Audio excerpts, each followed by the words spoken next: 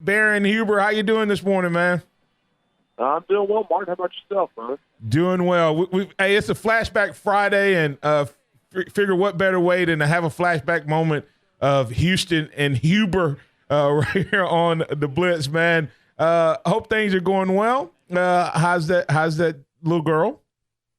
She's doing well, actually. Yesterday was her fourth birthday, and she's eaten up with Alabama football. Now, I'd say that. She's eaten up with Big Al. I think she knows that there's a football game going on, but she definitely keeps a good track on what Big Al's doing. Well, of course, being a dad is the greatest accomplishment, Baron, but you were able to be a part of something really special at Alabama, but wanted to congratulate you on your beautiful daughter there and hope everything is going well. Hey, you guys, Baron, you come from a time that kind of makes me wonder how important was the Big Mitt in that great undefeated season, the only one, Baron, the only one that figured out how to do it under Nick Saban.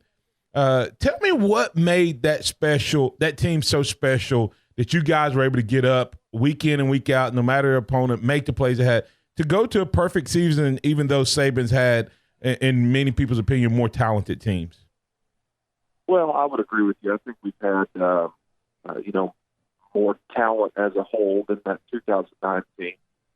But I also think that we appreciate now, looking back, just how hard it is to run the table and go undefeated. Whether it was 2009 or, in your case, 92. Right. Those are special. Those are special teams. They're all special, right, when you win a championship. But to be able to do it without a glitch on the loss column is really special. And I think one of the things that was unique about us is, we were just wholesale bought into coach's process. And everybody really understood their role and embraced their role, no matter how large or how small. And, you felt a sense in the locker room that nobody wanted to let their teammates down. And so when you're paying that attention to detail to your job, it creates a good culture in the locker room. It creates respect for one another. And it creates, just a synergy. I think that's something that, you would see opposite in Auburn this year with the dissension that they're having in their locker room. You don't always have to like everybody that you played with. Right. I'm sure, you're in the same way, Martin. You don't have to like each other. Right. But you have to respect each other. Yep. And I think that's key when you're looking at teams. And I think this team this year, Jalen and Tua probably, leading the way on that. You can tell that there's a mutual respect for each other, and you can see the guys on the field genuinely, care about one another. And I think that's, to me, that's always what I look at when I'm trying to determine whether or not a team, can go on and be a championship team. Yeah, you and I used to talk off air, and we talked a little bit about it on air. Most of the time, we're growing up in a generation, so I'm really going to use you to help speak to some parents out there because you're now understand how much we love our kids, but sometimes we protect them too much. A friend of mine sent me, DC actually sent it to me, says, failure is a big part of your path to success. It's not your enemy. It's your partner in growth. It doesn't define you. It refines you. Talk about what happened with the disappointment of you guys losing to Tim Tebow and how that impacted Coach Saban and how it also impacted that 2009 team. Well, listen, me personally, I have learned more in my life from losing far more than I've ever won. Losing imprints, right, deep inside you, and you're able to sit back and look at what could I've done differently because you don't want that feeling again. And we had that feeling in 2008. Really, our problem was our goal that year was to make it to the SEC championship, and we 100% accomplished accomplish our goal in 2008. We made it to the SEC championship. Unfortunately, our goal wasn't to win the SEC championship.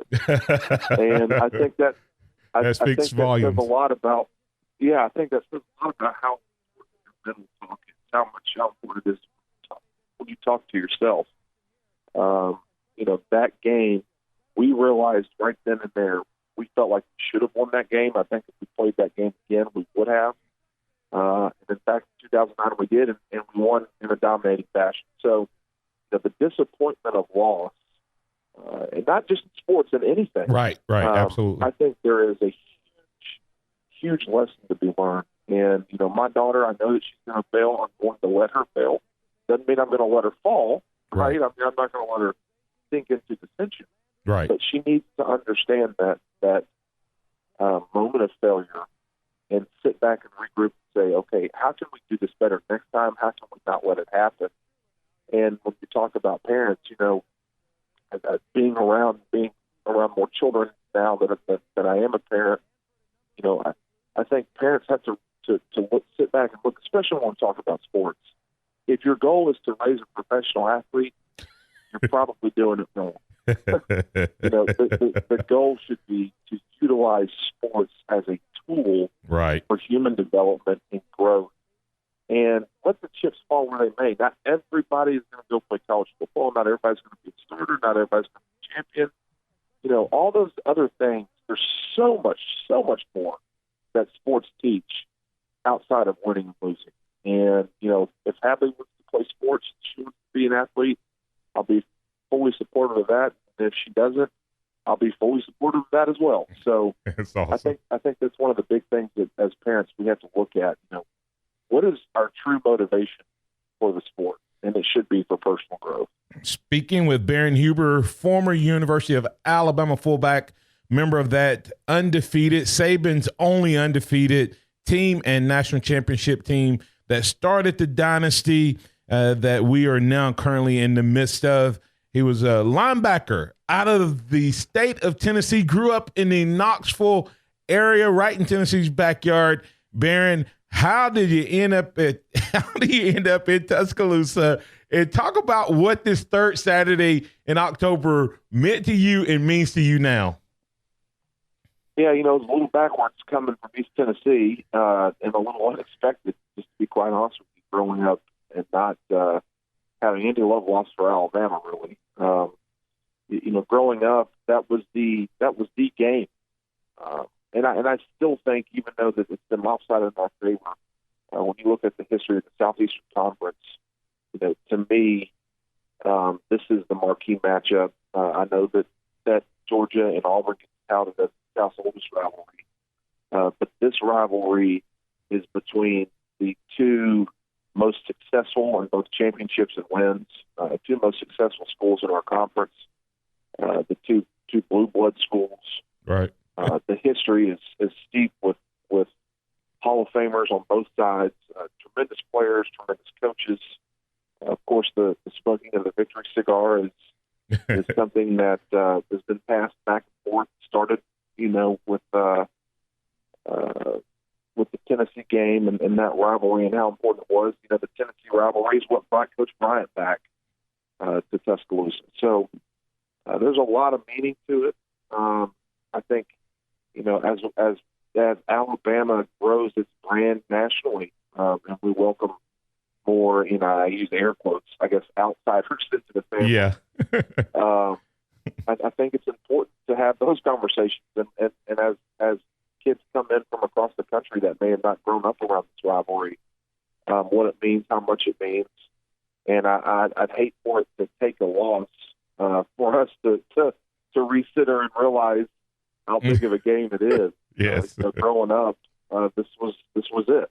This was the Super Bowl every year, and I was fortunate enough to have Mike Shula come to East Tennessee and recruit me, and I played 2 years for Mike Shula, and then we brought in a guy out of Miami, Florida, to come in and take a spot, and the rest is history. Absolutely. 5 national championships secured in Tuscaloosa since the last time Tennessee won a game against Alabama. And could they make it 6 is the question, Baron. As you look at this 2018 team, do they have what it takes to become the next undefeated team in Alabama history and in Nick Saban? You were part of the first 14-0 team. I was part of the first 13-0 team. Is this team going to be the first 15-0 team in college football? You know, I said before the end of the year that I felt like this could be the team, before the beginning of the year, I felt like this was the team that could give us a run for our money in 2009. And I said that a lot in large part due to the quarterback I just think he's a special talent. Yeah. I think he's one of those guys that you just don't see every year. I really do believe he's a generational talent.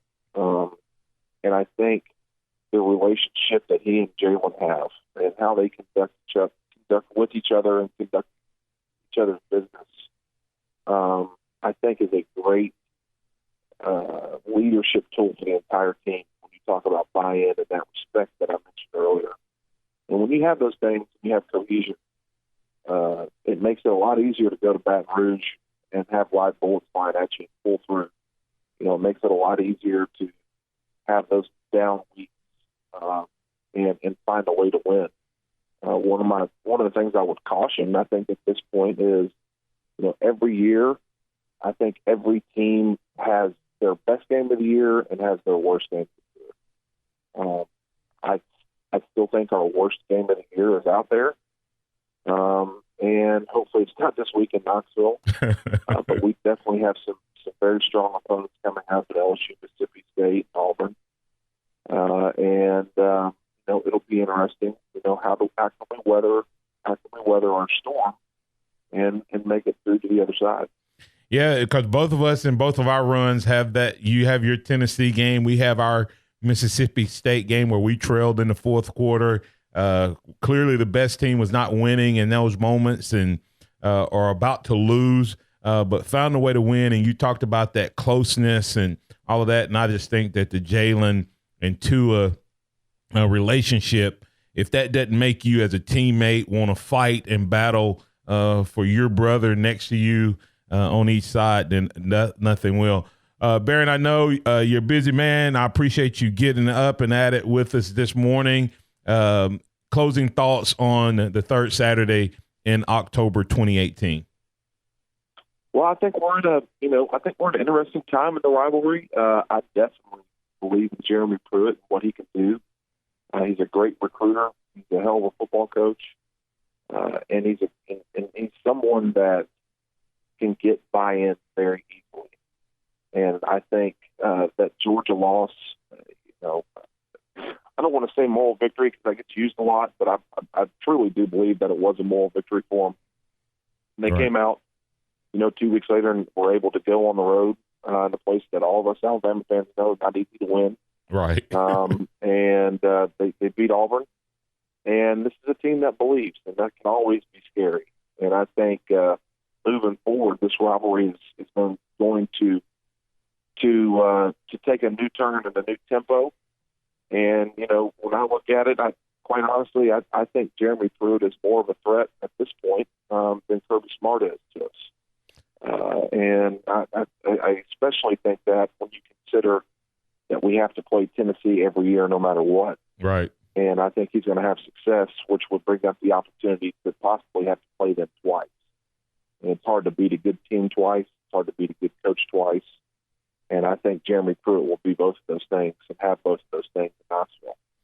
All right. That's Baron Huber, former co-host with me on Houston and Huber, doing some great things. Hey, I'm going to let you run, but I appreciate you. Not go Vols anymore, but roll Tide.